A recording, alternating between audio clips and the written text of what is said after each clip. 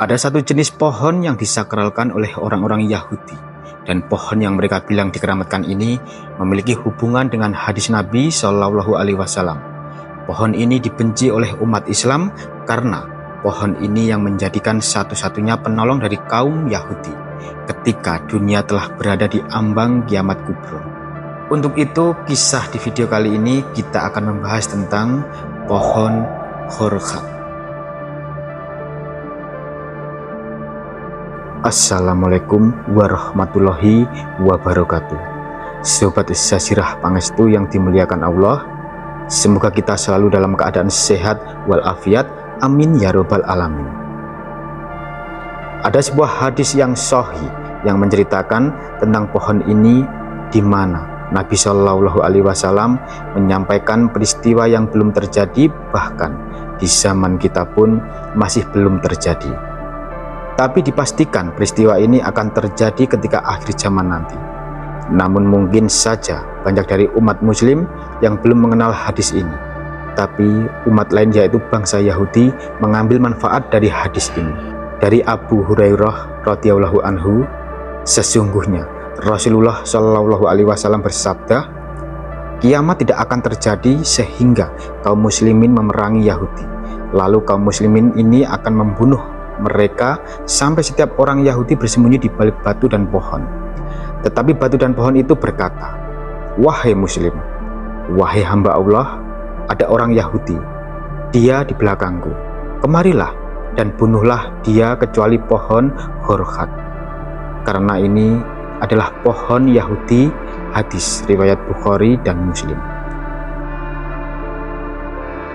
Pohon khorkhat atau istilah pohon yang biasa disebut dengan istilah pohon Yahudi memiliki nama ilmiah Lithium arabicum bois dan Nitraria retusa. Dan keduanya adalah jenis pohon khorkhat yang berbeda artinya. Tanaman khorkhat ini memiliki dua jenis. Khorkhat ini disebut pohon padahal bentuknya lebih mirip semak belukar. Khorkhat merupakan tumbuhan yang berduri yang memiliki duri bertekstur keras dan beracun.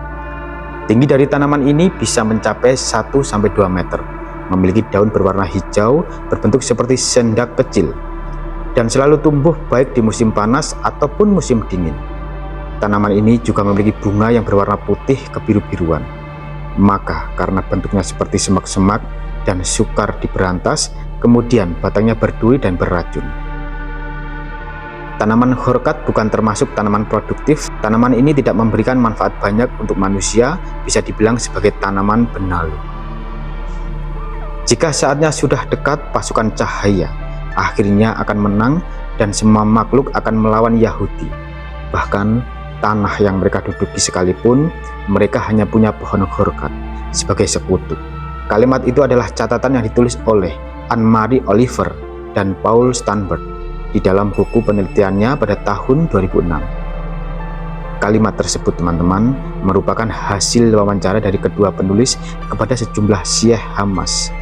Kemudian mereka berdua survei ke lapangan untuk bertanya kepada orang-orang Yahudi apakah mereka tahu dengan pohon khorkhat itu. Dan orang-orang Yahudi ini pada kompak menjawab kalau mereka belum pernah mendengar nama khorkhat. Tapi setiap orang yang mereka tanyai, mereka selalu berefleksi, senyum sinis, dan menamakan mata yang terbuka lebar. Seperti halnya saat kita menyentuh sebuah rahasia yang fantastis. Artinya sebenarnya orang-orang Yahudi tahu akan pohon itu, tapi mereka pada memilih untuk tidak bicara lebih banyak kepada publik mengenai pohon khorkhat ini.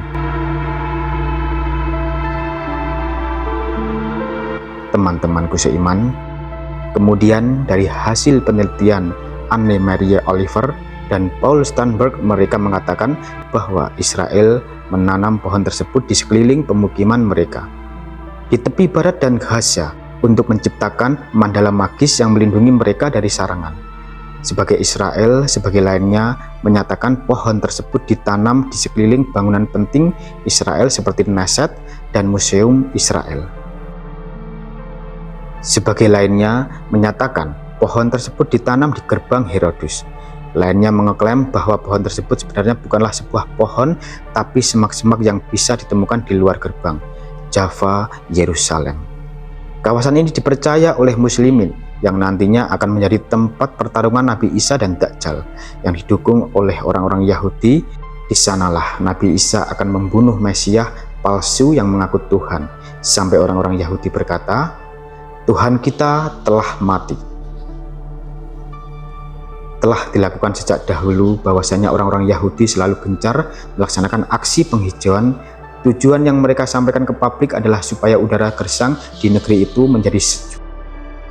Tapi teman-teman, sesungguhnya yang mereka lakukan adalah hanya menanam satu jenis pohon, yaitu pohon khorkat. Dan itu sudah ditanam secara massal. Kemudian di era modern sekarang ini, orang-orang Yahudi membuat sebuah website resmi yang bertuliskan Plant a tree in the Holy Land, artinya tanamlah pohon di tanah suci. Ketika kita masuk ke dalam website tersebut, kita langsung ditawarkan untuk ikut menghijaukan tanah suci. Sebagai umat Islam, kita pastinya senang mendengarnya. Bagaimana tidak kita bisa ikut andil dalam program penghijauan tanah Palestina ini?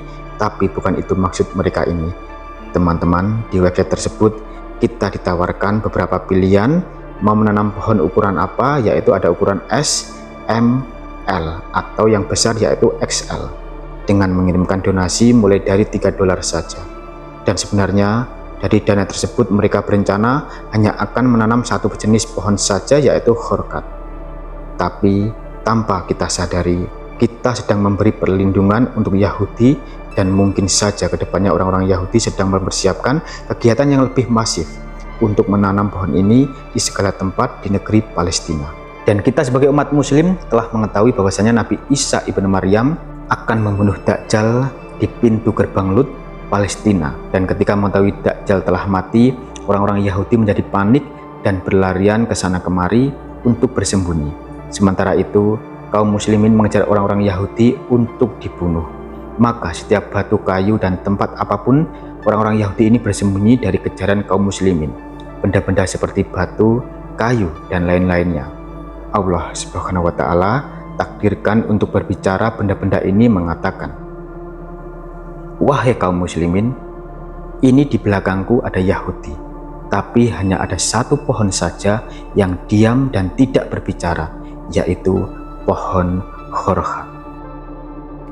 Teman-temanku seiman, dari langkah Yahudi menanam pohon khorkat dengan motif menandakan bahwasanya mereka percaya akan sabda Nabi kita.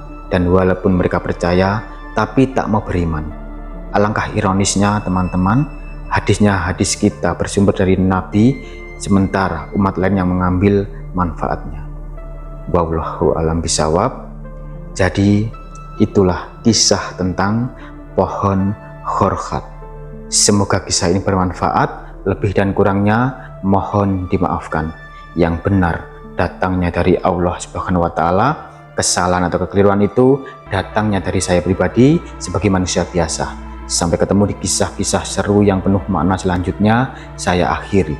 Wassalamualaikum warahmatullahi wabarakatuh.